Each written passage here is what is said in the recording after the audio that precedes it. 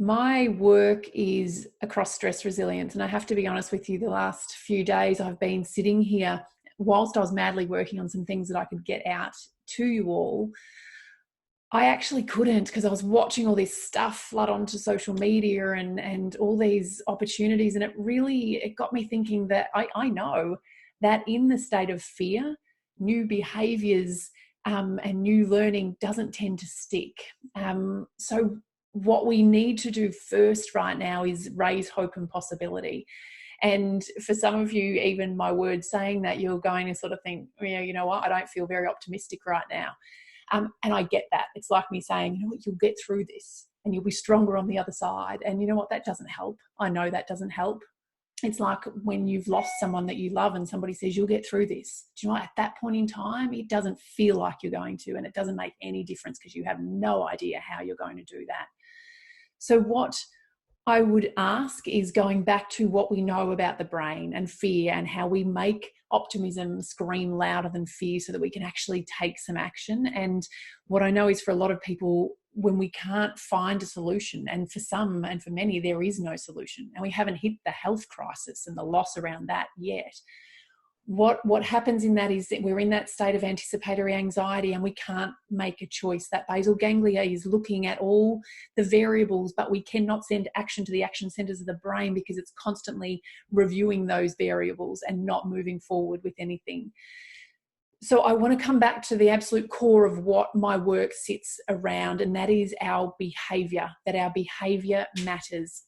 And so what I would really ask of you when we're about to lead into a weekend that is going to look very different to the weekends of the past, I ask you to do two things. I have two downloads below. One is a values clarification video. You just have to sign up for free, and there's an element in a program that you go and do with your family.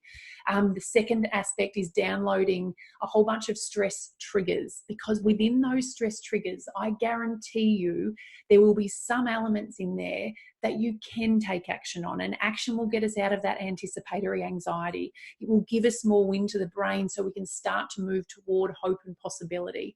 And so those little actions may be as simple as putting some spinach, putting some greens on something for dinner rather than grabbing it because you don't even have an appetite right now. It might be trying to get to bed earlier, knowing that some of you will be having very sleepless nights, but getting there. It might be switching off the television and reading something positive. It might be watching a motivational movie right now. There are a whole bunch of things that you can look at when you look at this stress trigger download that you can say, you know what, I can move towards that. I can clean out the garage and reduce physical clutter. Because what I need you to know is that it's little by little, little becomes a lot. That is what resilience is. That is what stress resilience is. It is bit by bit, little by little, doing those things that are within your control and moving toward them.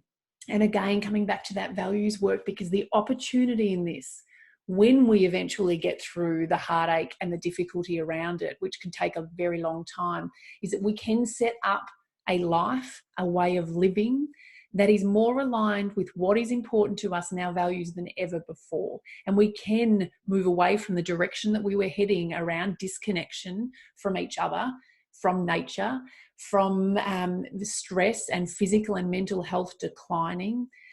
All of these things may come back as we turn everything on its head. But right now, in anticipatory anxiety, there's no point trying to fix something that's unfixable.